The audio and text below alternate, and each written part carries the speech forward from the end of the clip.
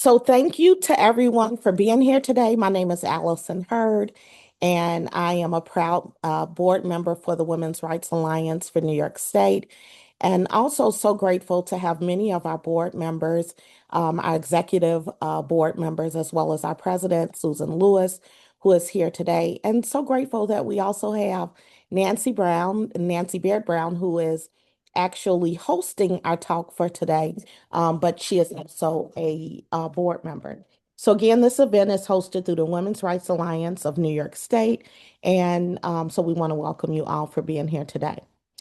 We want to let you know that these series of programs and today's program is really the kickoff for what we will be celebrating the entire year around America 250, right? Which is our 250th anniversary of the United States, but also the commemoration and anniversary of the signing of the Declaration of Independence. And we know that often in society, many stories are told, but it's also up to us to tell many of our own stories. And so that's really the purpose of our work today and what we hope to share all year long through the Women's Rights Alliance of New York State. We also want to let you know that we'll be creating a mailing list. And so we're really excited for maybe any way that you heard about this event this evening, but we also have an event that'll be coming up in May.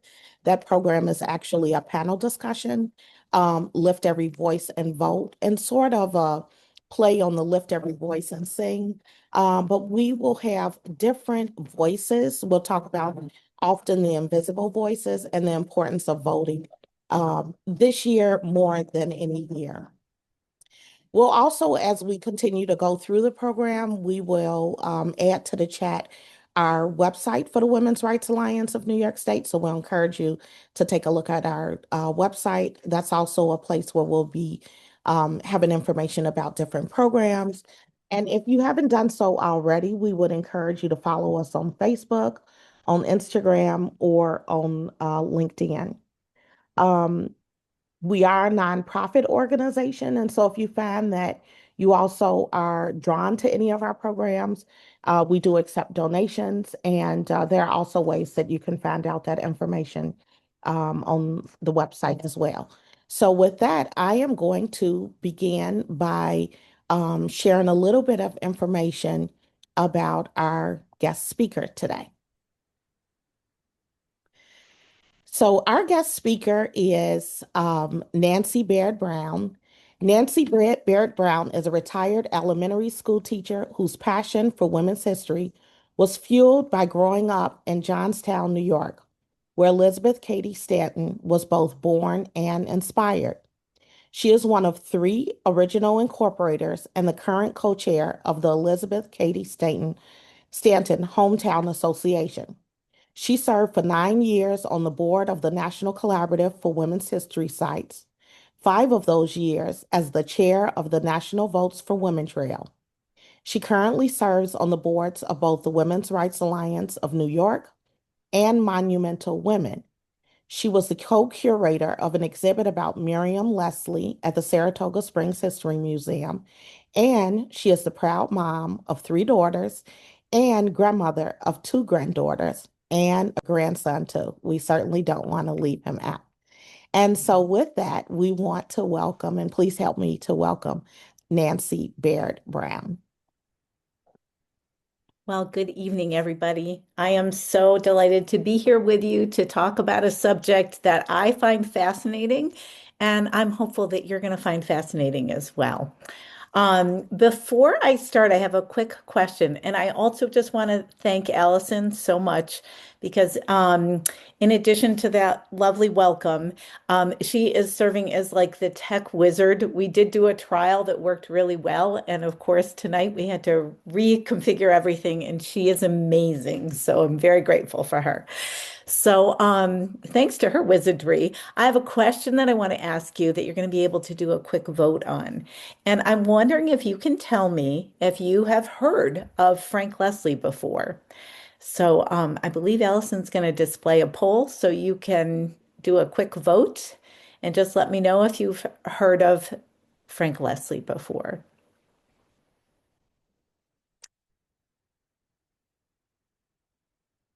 Awesome. Awesome. Great. So we're about 40% yes and about 60% no. I do want to let everyone know that I was in the no category till just a couple of years ago.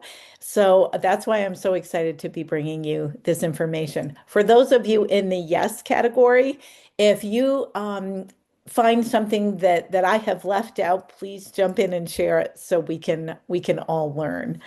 Um, Okay, I think we can get rid of that. Okay, there we go.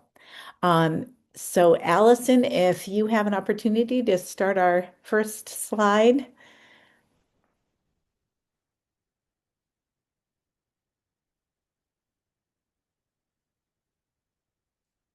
I think we just are at the end. We just have to zip back to the beginning there.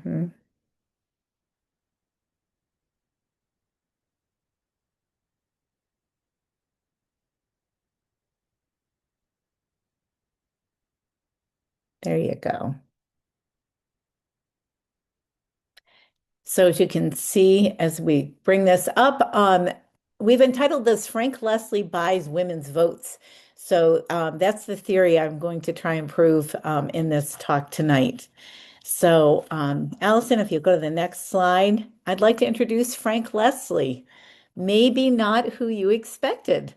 But in addition to being Frank Leslie in her lifetime, she would be Miriam Fallon, Mrs. David Peacock, Minnie Montez, Mrs. Miriam Squire, Mrs. Frank Leslie, Frank Leslie, we'll find out why that is, Mrs. Willie Wild, Frank Leslie again, and she's going to end her life as the Baroness de Bezos.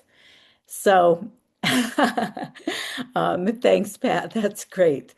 Um, so we'll go on with a quote that I found from a person at the New York Times in 1953 who reviewed her first biography called Purple Passage by Madeline Stern, which I highly recommend. But I think it sets the tone for this evening. To say that Frank Leslie, the former Mrs. Frank Leslie, was a highly unconventional woman is much as if one were to say that Mount Everest is a nice little rise in the road. So we'll give you a little overview of her life now. So Miriam Florence Fallon was born in New Orleans to her dad, Charles Fallon, and to an unknown mother on June 5th, 1836. The mom that we will hear about throughout her life, Susan Danforth Fallon, really doesn't come into her life until she's age 3. So we know that that was her stepmom. It is widely believed that her biological mom was enslaved. We don't have any records to prove that, but that is what we believe. So if you look at the next slide, you will see what her initial view of her childhood was. This is when she was young. She says, I never had any childhood, for the word means sunshine and freedom from care. I had a starved and pinched little childhood as far as love and merriment go. So let's go through that childhood and see why she might feel that way.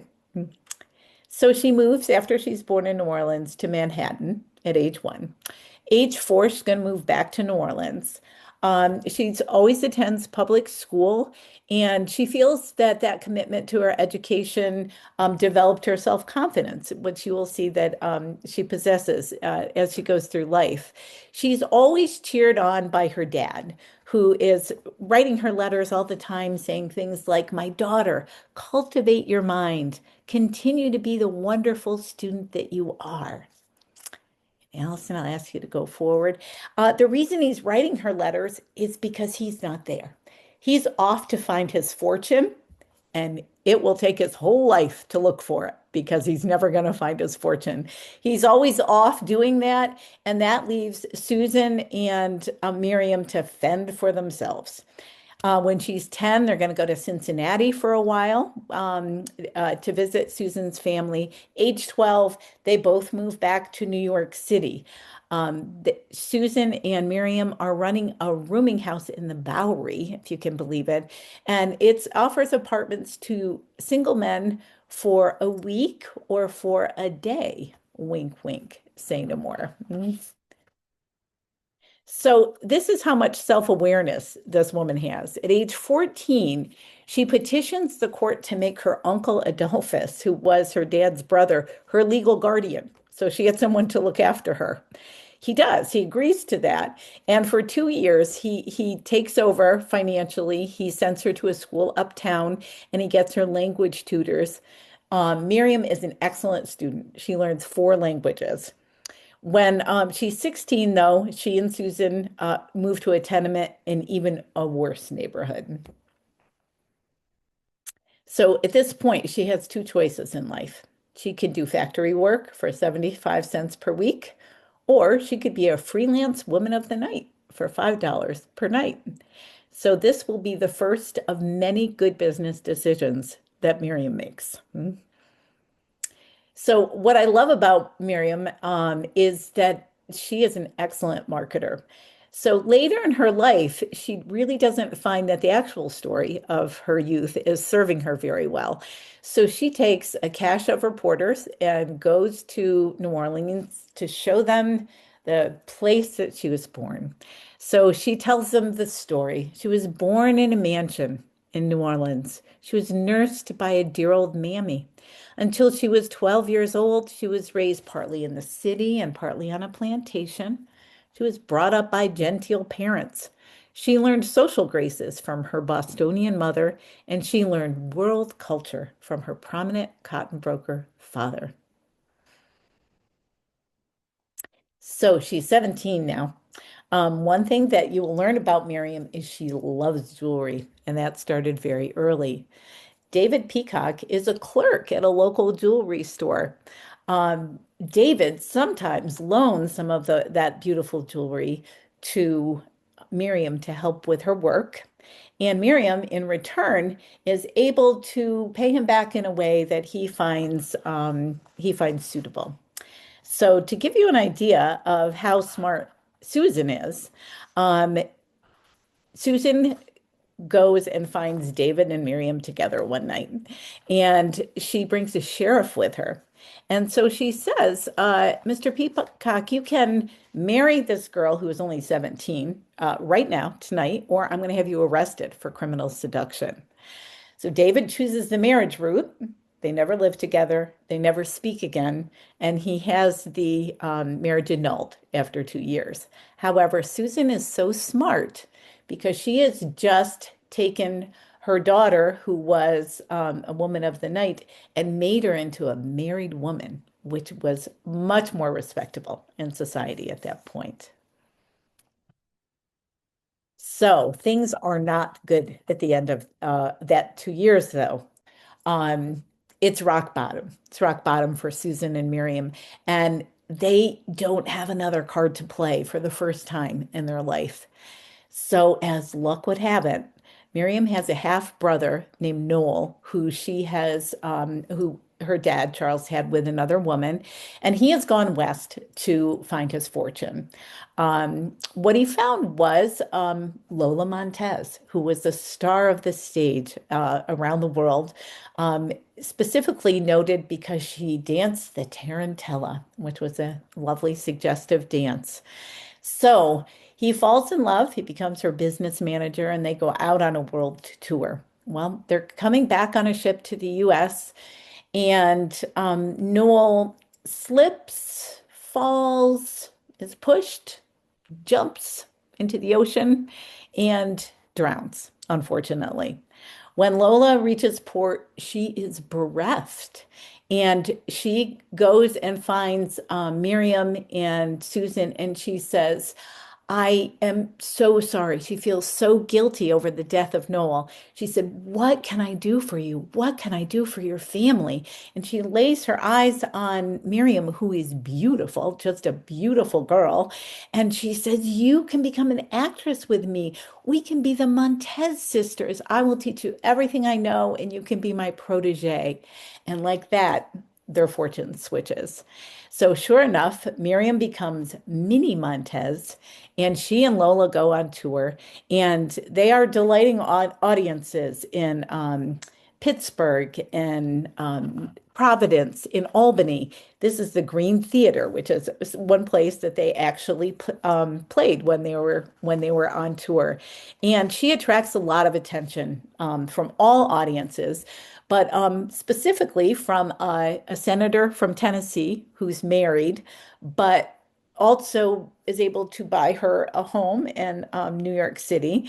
And she also attracts the attention of the next guy we're going to show you. Ephraim G. Squire, known as E.G. Squire, is the head of the Honduran Oceanic Railroad. He's well known. He's a wonderful author. He's traveled the world, written books, and is a noted anthropologist. And will even be a minister to Central America in the Lincoln administration. So he falls in love with Miriam and he asks her to marry him. She agrees, and she's 21 and he's 35. They're married on October 22nd of 1857, and their marriage starts out pretty well. They work together well. She's able to translate some of his books into different languages. Then they decide to go on a world tour. They go to world tour of Europe, actually. They go to Paris, to London, to Brussels, to Switzerland. And Miriam is not feeling well when they get home in 1859. So she makes a suggestion to her physician, and I'll let you go to reveal her suggestion. She says to improve her health and spirits that she should try a change of air. And the physician agrees. And E.G. brings her to what is known as the Queen of Spas, Saratoga Springs. So here is where Frank Leslie enters the picture. Frank Leslie's real name is Henry Carter, but he has started the leading American pictorial weekly called Frank Leslie's Illustrated Newspaper, in addition to a number of other publications. We know that he was in Saratoga at this same time from his newspaper coverage of it, and it's probably here that he met the Squires. We know that they become acquainted because, just as luck would have it again, as the Honduran railroad business starts to tank, Frank Leslie offers E.G. a position as an editor and offers Miriam an opportunity to be the editress of the Leslie Ladies Magazine. And they both are delighted with their new positions. As a matter of fact, Frank is also really delighted with Miriam. So this is his coverage of the inaugural ball for Lincoln. The third person over there is Miriam Leslie, wearing a white and cherry red satin gown, wearing opals and diamonds. And here was the information that came out in the newspaper with this illustration. This lady's personal attractions, youth and graceful manner, made her the acknowledged belle of the ball, while her sprightly and intellectual conversation and her knowledge of various languages placed all who came within her sphere perfectly at their ease. Her dress was also a triumph of taste and elegance. So Frank is really kind of loving having Marion around. So, in addition to his the fact that he has his eye on her, Miriam is a great editor. She not only the first year that she is in charge of the ladies magazine, she increases its revenue exponentially. She's given two other magazines to run, and she does the very same with them. And she's really quite good at her job. So, uh, at this point in time, that's Frank Leslie on the right there. And he has decided to separate with his wife, Sarah, his wife of 19 years. So EG, being his good buddy, says, "Well, Frank, we have a extra room in our house, so why don't you move in with us?" And he does. And as a matter of fact, he stays. They stay together for about 10 years. So it wasn't a short time situation. In addition to living together, they vacation together, the three of them, and they have what was commonly believed to be one of the most notorious menage a trois of that time. For example, there's a story where they're on their way to London, and Frank just happens to let the authorities know that when they'll be docking. E.G. just happens to have a few bad debts that he hasn't paid. And as soon as he arrives, the police come and arrest him. And Frank and Miriam get right back to bail him out after they have a 2-week vacation in Europe. And then they continue to work together and live together. So it was a very unusual situation. Frank's wife finally grants him a divorce. And then their only problem is that E.G. is still Miriam's husband. So they put him in a very compromising position, and they make sure that there's two Frank Leslie artists there to capture it. So when they go to court, they can prove that E.G. has cheated and Miriam can get a divorce. And they are married a month later at St. Thomas Church in New York City on July 13th, 1874. Miriam is 38 and Frank is 53. So, well, they had been living a pretty big life prior to that, and even larger life erupts. So they both love to summer in Saratoga. So they go there, and even though the nation was in a bit of an economic decline at this point in time, Frank decides that he is going to build what is equivalent to a German's nobleman's estate between two lakes, Lake Lonely and Saratoga Lake, and he has a 92-acre um, vast estate that there.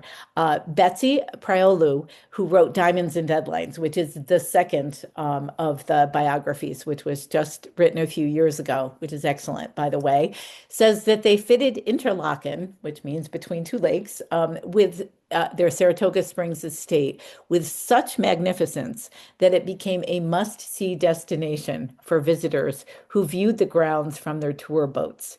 And the Leslies could be found bopping around town in their steamboat that they used on the lakes, or they had a carriage which is said to have the initials FL in diamonds on the back. So they were really living a big life, entertaining very important people. And then they go on a giant trip across the country where they're doing some reporting as well. And they return in 1880. And Frank Leslie gets throat cancer and he dies. So it's a terrible event. Miriam loves him. It's the love of her life. And Frank, though, being a very smart man and already having been challenged in court by his two sons that he's sort of estranged from, who have tried to get his copyright, leaves his copyright to Miriam. He leaves all the publications to Miriam because he really respects her ability to be an editor. And the third and most important thing he leaves to her is a big pile of debt, about $300,000. Next slide, please. So here she is in her inheritance. She is running a newsroom, a publication room with a number of publications. Over 300 men are working for her. They're artists, they're salespeople, they're writers, they're delivery people. And that was unheard of. It was 1880, and she is in charge of all of this. But she doesn't let it throw her. She sells off all the real estate. She moves to an attic apartment where apparently she had to get on a stool to look out a small window. She's walking to work every day in her funeral clothes, which were big and heavy, and it was wintertime in New York, and you can imagine those skirts getting all wet and sopping on the way. She worked from 8 a.m. in the morning till 8 p.m. at night. She cut down on the number of publications, got rid of the ones that weren't making profit. She got some new equipment, and even still, things were very, very tough. And then the bank comes to her and says, "You have 1 week to get us $50,000, or we're going to take the business." Which does sort of beg the question, would they have said that to a man? So to the rescue is Mrs. Eliza Jane Smith, a widow of Thomas Smith, who lives in Brooklyn. She had been following Miriam's stories in court and how she had had to fight with the sons of Frank Leslie, and she was really impressed with her tenacity. So the one thing Miriam didn't sell all of was her jewelry because she loved it so much. And so Eliza said, "You know what? I'll use your jewelry as collateral. I'll give you the $50,000." So, as luck would have it, not for President Garfield, but for Miriam, President Garfield gets shot on July 2nd, 1881. Miriam has two artists on a train in 1 hour.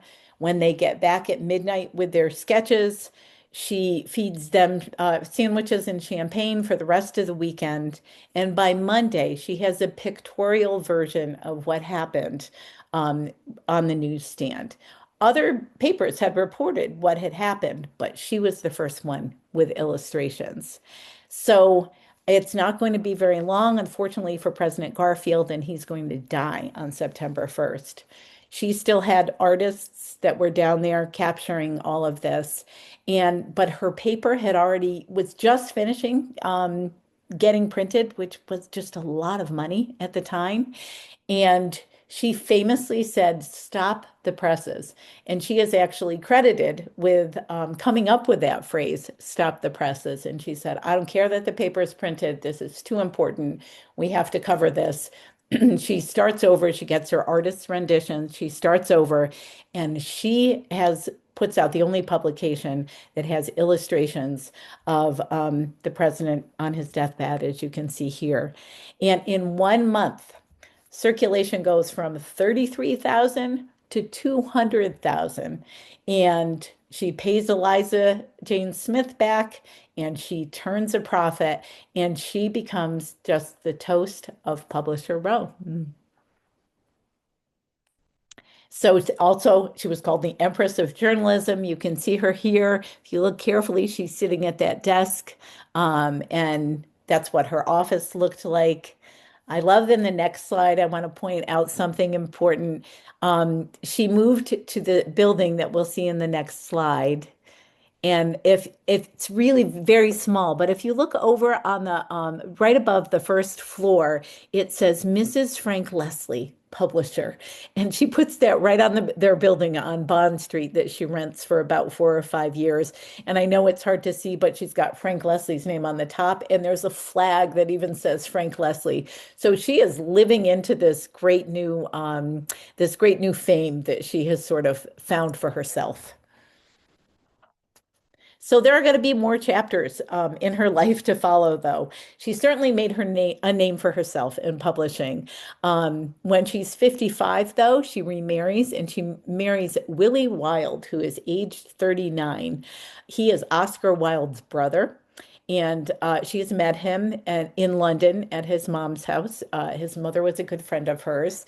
And she brings him to New York, and she thinks he's going to be kind of an asset to her journalism empire.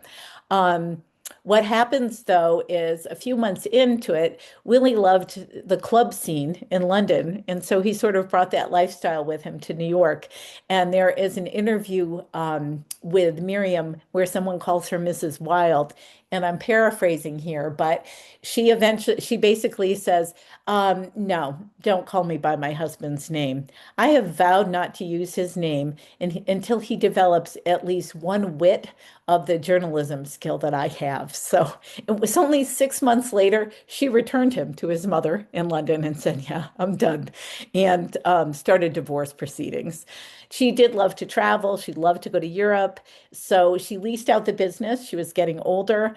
When she did that, every circulation started to decline, profits started to decline. So she was called back in at age 62 to take over again. Within 6 months, she had the business turning a profit again. So her ability to survive well in the publishing industry was really not disputed. She's going to return at another time from Europe and proclaim that her name is the Baroness de Bezos. And she said that's a nod to the Huguenot ancestor she has on her father's side. And she's going to be engaged to a German nobleman when she's 70 again. But though they're engaged for 2 years, he dies before they marry. So that would have been marriage number five, actually. So is as absolutely successful, both financially and professionally, as Miriam was, there was one door that she just couldn't pry open as much as she wanted to. And sadly, it was really an important goal to her. Caroline Astor just had the key to high society in New York at the time. And she had her Thursday evening club, and you had to be one of the 200 members to come. And Miriam would never get an invitation. She didn't have the pedigree that Caroline insisted that you have.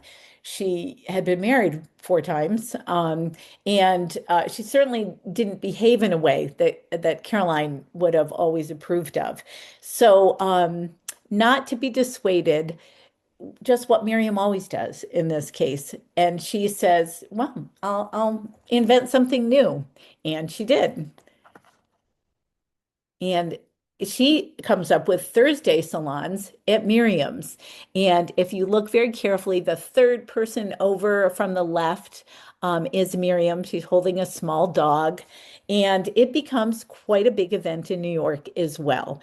According to Diamonds and Deadlines, they had music and entertainment, caviar and strong punch, conversations in all four languages that Miriam could speak. And she invited the cultural and literary luminaries of the day. And this is where we are pretty certain that she met our um, our next woman, Carrie Chapman Catt.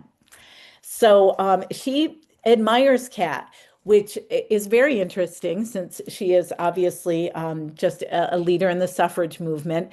We know that Miriam supported just a few times with a small check to Susan B. Anthony and Elizabeth Cady Stanton, supported the suffrage movement.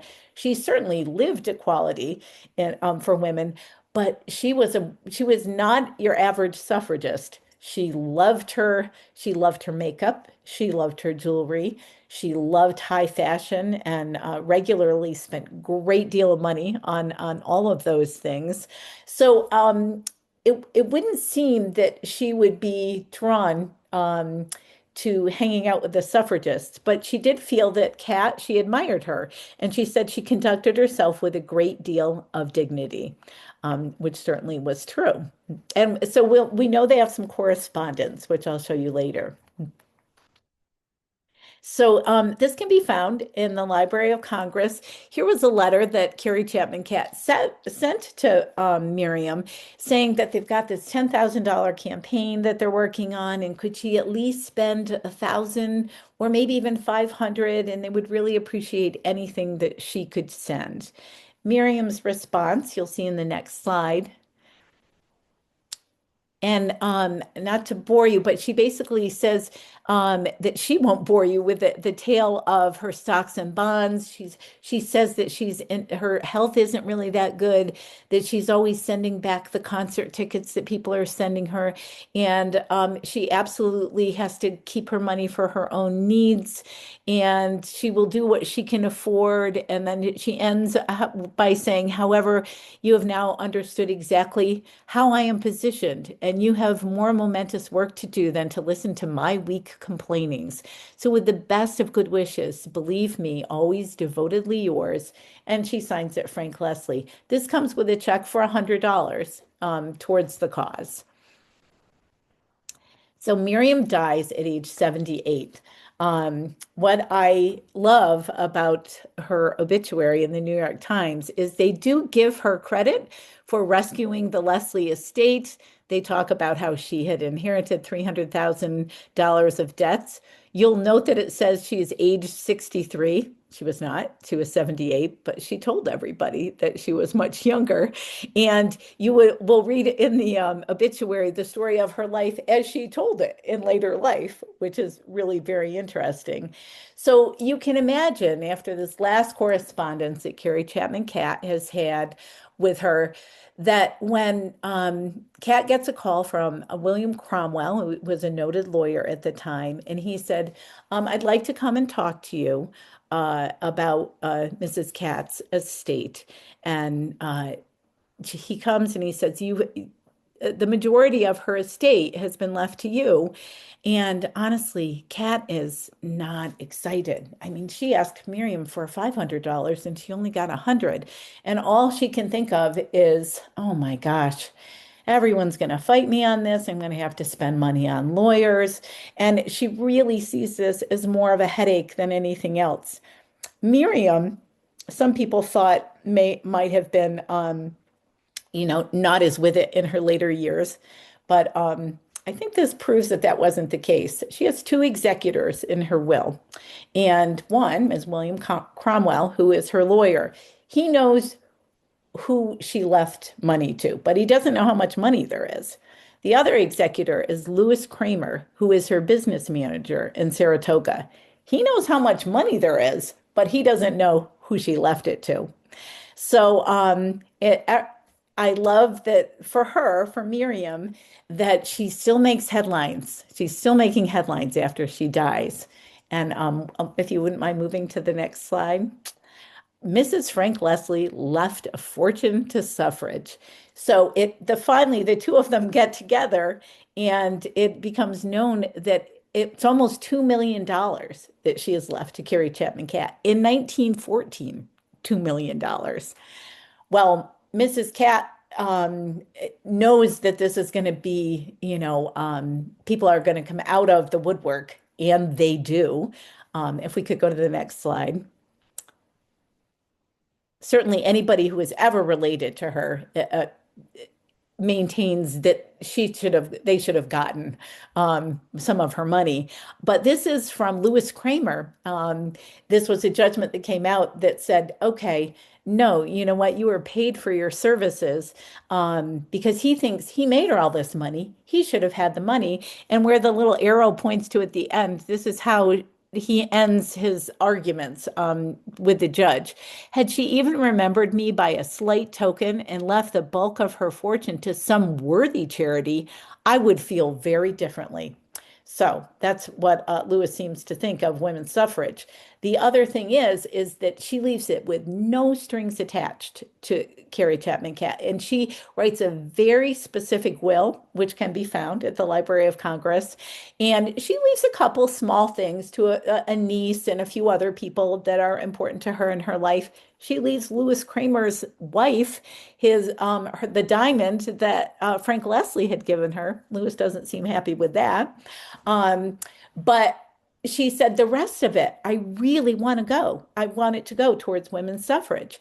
So the lawyers tell Catt, look, if you just give in to these people, give them the money, there'll be some money left over and you can go on with it. Because if you don't, it's going to be held up in the courts forever. But to show you Catt's integrity, she says, no. She said, I'm reading these instructions. And they say that's not what she wanted to have happen. So I don't care how long it takes. We're going to follow the instructions that she left.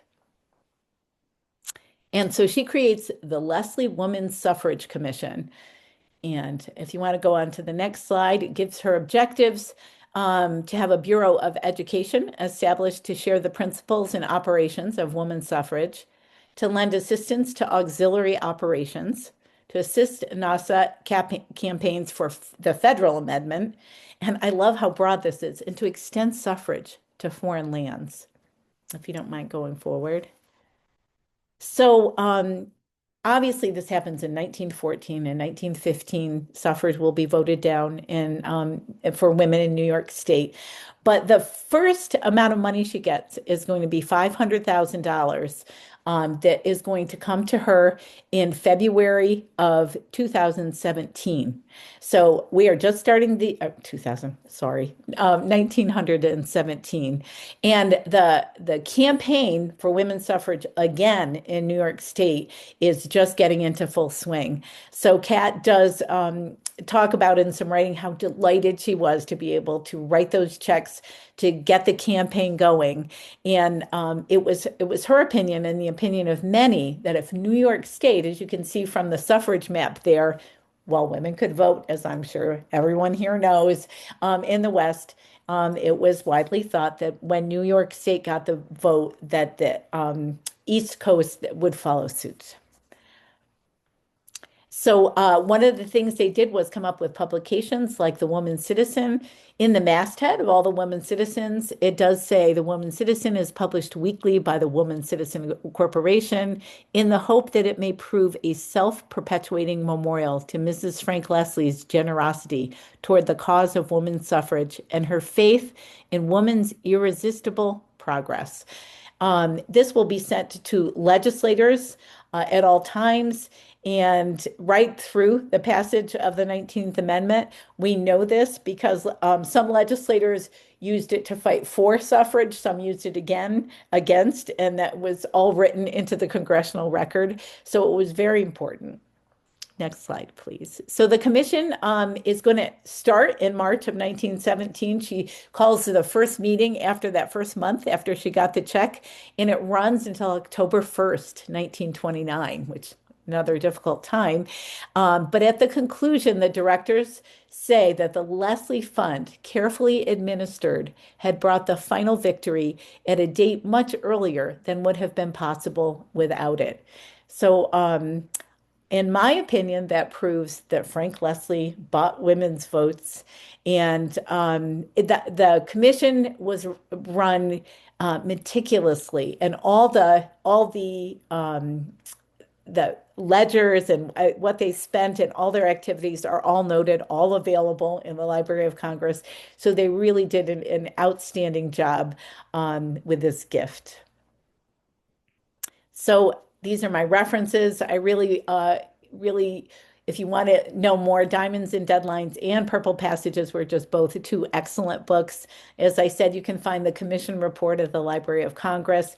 You will find a variety of articles that come out about her really after Betsy Priolu writes Diamonds and Deadlines. Sometimes they have some differing information, but I trust her research for sure. And there is, as it was mentioned earlier, there is an exhibit at the Saratoga Springs Historical Society through this summer, I believe, if you happen to be there. So that's what I have to say, and I'm certainly glad if I can answer any questions. But I do have this question I would ask to you. Why do you think we don't talk more about Miriam Leslie?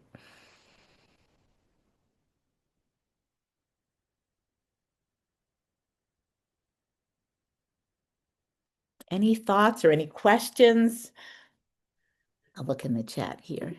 So I have an answer to that actually, Nancy, which is Okay, we don't good. really talk about anybody. We talk about the same people over and over again. This absolutely drove me crazy during the suffrage centennial.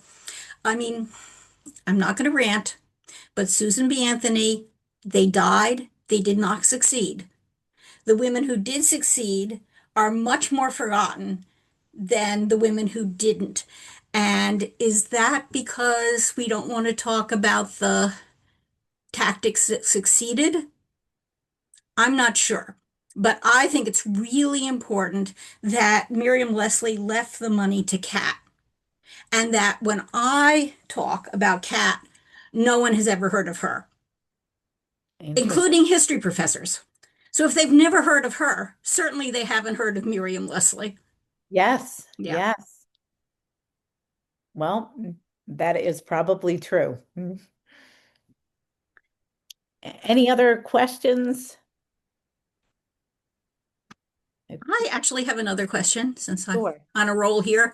Um, I had a lot of trouble. I used to teach about her when I would teach about Oh, business women. good for And you. and there are a number of business women who ran newspapers actually. It was it was a fairly it wasn't fairly common to be a successful businesswoman. But one of the ways that women became successful businesswomen was by being newspaper editors, which they Okay. inheriting papers like the New Orleans Picayune was run by a woman in the 19th century. But I had a lot of trouble with Miriam Leslie finding good photographs. And it seemed to me she must have had a lot of photographs and she must have had portraits painted of herself. Yeah, there's only a handful that I could find as well. That's So interesting. yeah, Yeah. that is interesting. So that's a very interesting question because I know Nancy, you and I had talked a little bit about her Hmm. family and her parentage. And maybe this idea that she may have come from like a biracial background, which also could have been one reason why many people did not necessarily speak about her, right? Because she might have been a woman of color who felt that racism and colorism and really tried to what would have been at that time this concept of passing. But that could also have been a reason why she did not allow herself to be photographed or captured as much because there could be some outing about that. So maybe can you speak to that a little bit? I was going to say, I think you're really absolutely right. Especially in Diamonds and Deadlines, it talks about how she had a very rigid makeup routine that she always used. So, she was also, they said that another publication said that she had a dusky complexion, which was really so much part of her unusual beauty that she had. So I think you're really right on the money, because she's also accused in a few different areas of being a racist herself, which maybe was trying to cover up a bit of her background. For instance, I know one of the books series that she published, curiously enough, was the Civil War from the Confederate point of view, because she felt that that should be documented and they should have their point of view published. So I think there really is a lot to that as well. I think there's a lot to that as well.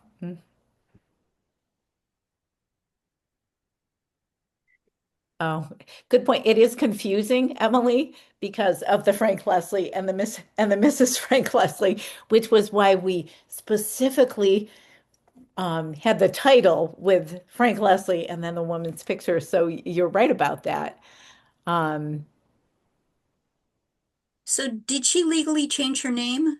She legally changed her name. Oh my God, I think I skipped that part. She legally changes her name to Frank Leslie because then it allows her to take advantage of the trademark, and it goes through much easier. So she legally changes it to Frank Leslie. She does for a period of time until she remarries, and then she changes it back.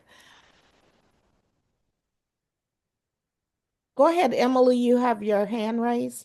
Jump right in. Yeah, so I was just gonna say, I mean, first of all, Nancy, thank you. This is fascinating. And I still can't believe I didn't know anything I about can't her. either. She's amazing. She is amazing. I didn't know anything about her either. Don't feel badly. Yeah.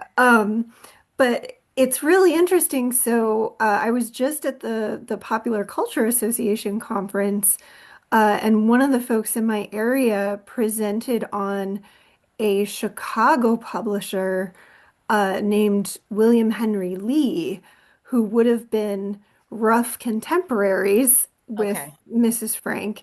And the reason it's got me so interested is when he died, there was also a lot of potential evidence that he was, as Allison said at the time, right, passing, Uh, that he was in fact a black man who had been,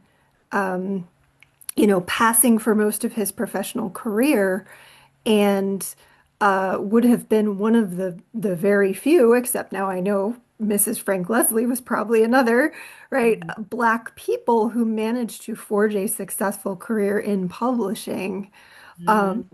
But part of what, kind of like with the photographs, we don't, there were sketches of him in the newspaper when he died. I don't know that we've ever turned up a photograph of him.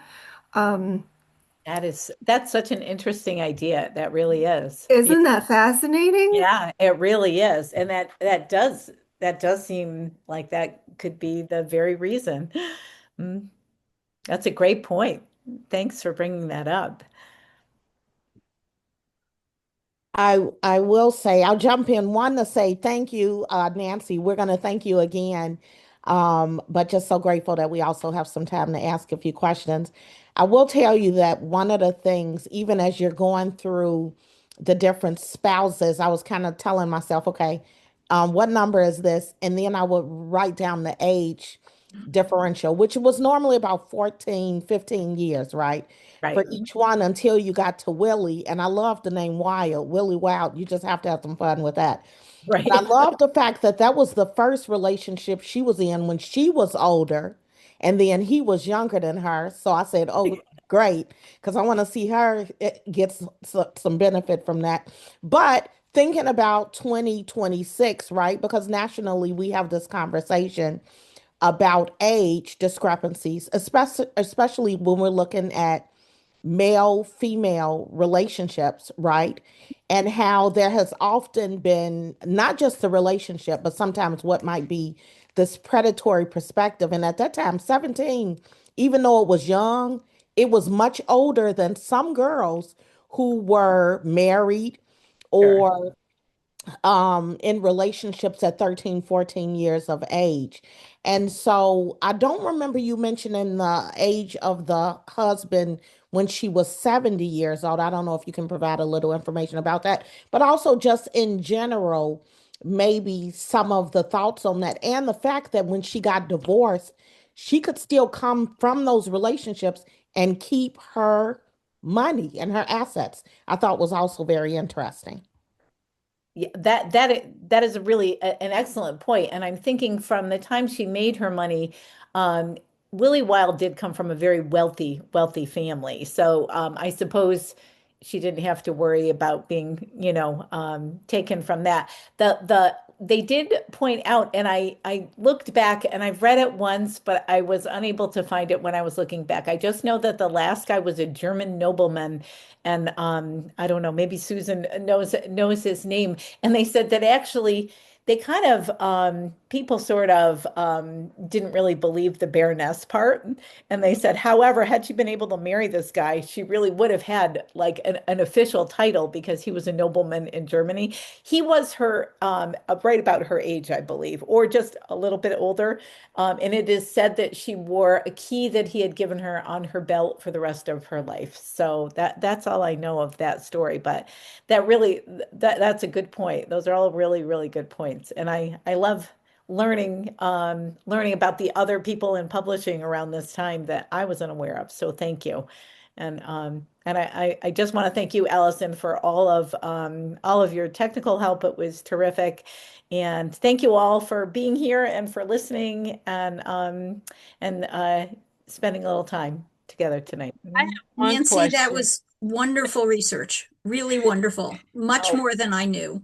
But I do think she might have written an expose of her marriage to Weil, in which I have a newspaper with a picture, a drawing of her and saying, "Are all men gay deceivers?" She did write that. I think that was even before him. But Uh-huh. yes, I Yeah. know that is available if you want to find it Yeah. online, if you want her perspective. Yes.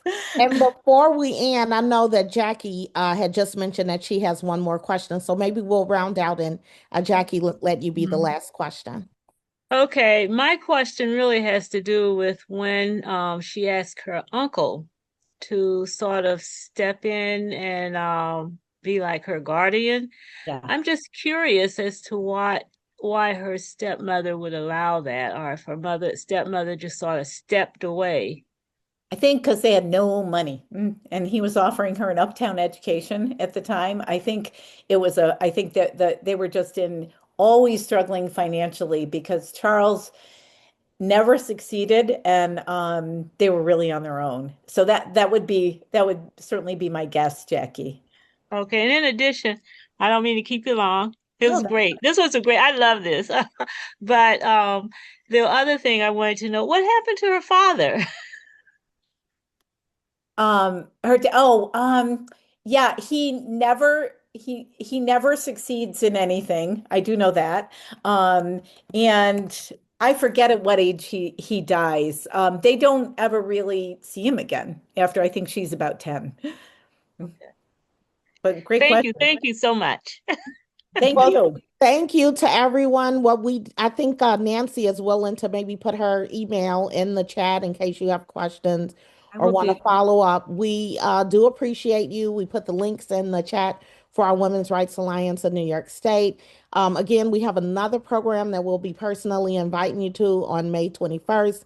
Lift Every Voice and Vote, which is a panel discussion, should be really exciting. One of our own board members, Emily Hamilton Honey, will be one of the panelists on that day. And we're just so grateful to you all. So this video will be posted on our website, and we'll probably likely post it on YouTube as well and send you a note when it's available. And we'll end the recording and but stick around a little bit if you have questions. So again, Nancy, thank you so much for this wonderful presentation. Thank Thank you. you all. Thank you And thank all you, so Al. much. Take Best care. Thank wishes you. from Betsy Metz. Yeah.